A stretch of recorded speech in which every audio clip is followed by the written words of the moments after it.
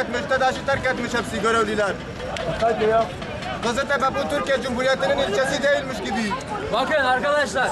Elektrik gelene kadar buradan gitmiyorum. Bakın bağırarak konuşursak hep beraber konuşuruz. Ama elektrik gelene kadar da Bakın ben size söylüyorum. Elektrik gelsin. Yasal haklarınızı kullanabilirsiniz. Yasal haklarımızı biz Yalnız ve yalnız şu anda burada yolu trafiğe kapatıyorsunuz. Ve insanların geçişlerini engelliyorsunuz.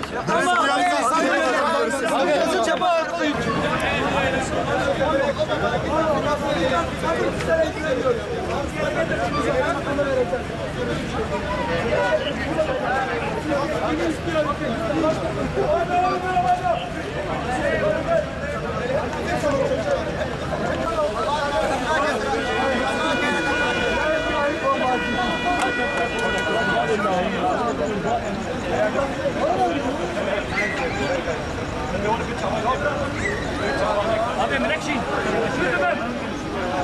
Zaten meyve başlıyor.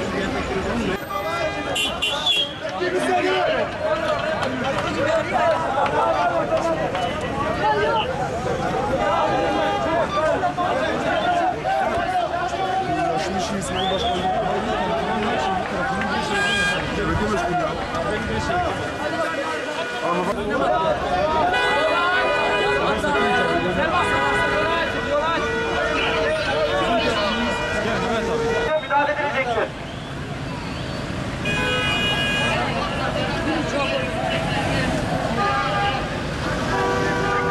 Polis konuşuyor. Yolu kapıdan çıkmanızı istemiyorum. Yaptığınız şeyler kanunlara aykırıdır. Yolu açmanızı istiyoruz. Haklarınız takdirde duruma müdahale edilecektir.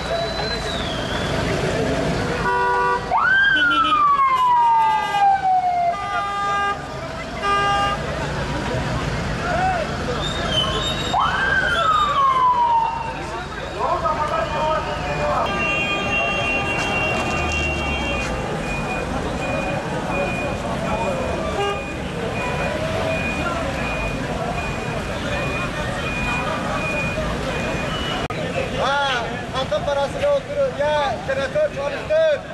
Akıl çıkma halka hitap etme.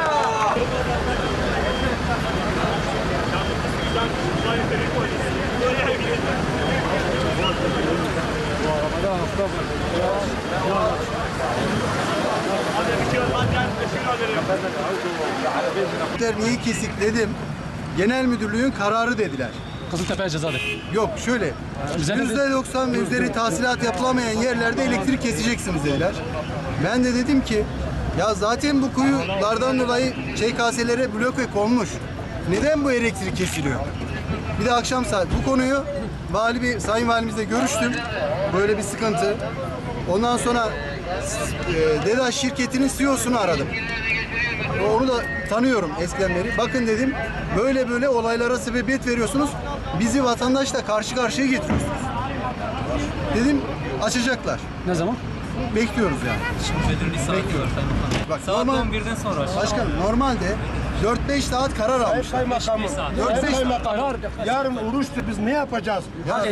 Güzel kardeşim aynı şeyi ben de yaşıyorum. Tamam bu adamlar ne istiyor bizden? Ya ben de onu Paramızı söylüyorum. ödüyoruz. Ben de onu Yazık söylüyorum. faturalarımıza baksın. Ben de onu söylüyorum. Biz de günahız yani. Ben de onu söylüyorum. Kaçak dese zaten Batı tarafındaki fabrikaların ne bir şey etmişiz.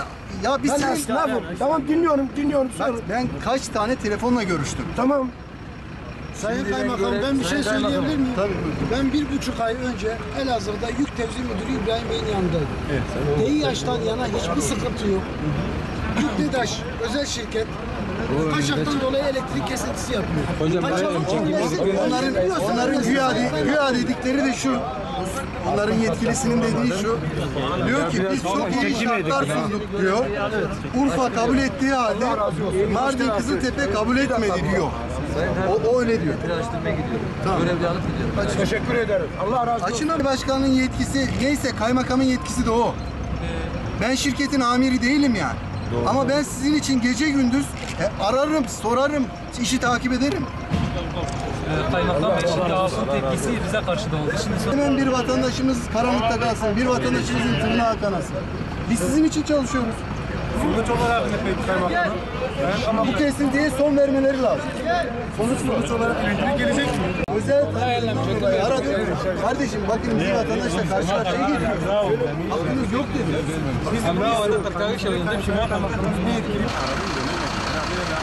Ben aramıştım. Ben aradım, haberi yazdırdım dedi. Şu anda geçmeyelim dedi.